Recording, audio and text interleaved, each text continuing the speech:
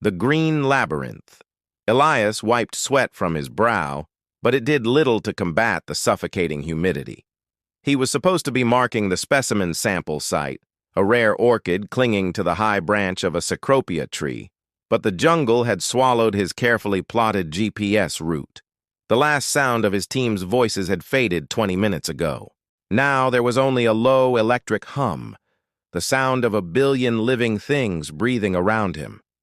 He turned in a slow circle, the dense, jade-green canopy above filtering the tropical sunlight into weak, watery shafts.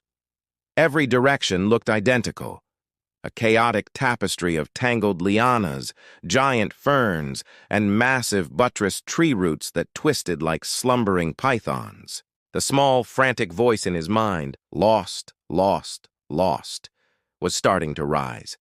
Elias had read the guides. He knew panic was the fastest route to disaster. He forced himself to lean against a trunk, breathing deeply, and focused on the sensory overload.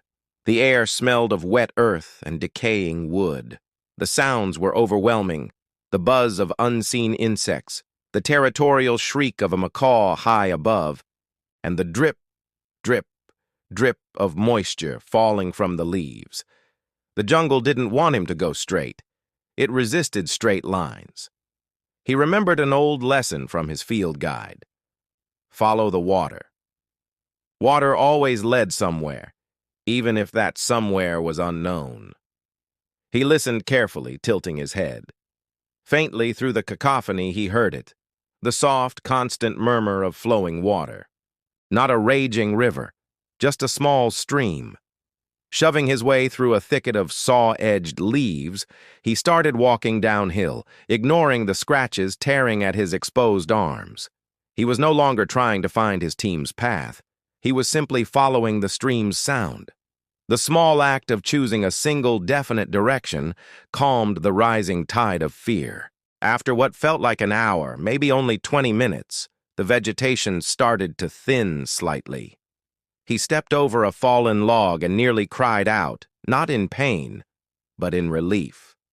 There, half buried in the muddy bank of the little stream, was an empty, bright orange soda can. It was cheap litter, but to Elias, it was a beacon. It was civilization. It meant someone else had passed this way, and not that long ago. He hadn't found the right way, but he had found a way. Gripping his machete tighter, Elias smiled, turned downstream, and kept walking towards the promise of the unknown.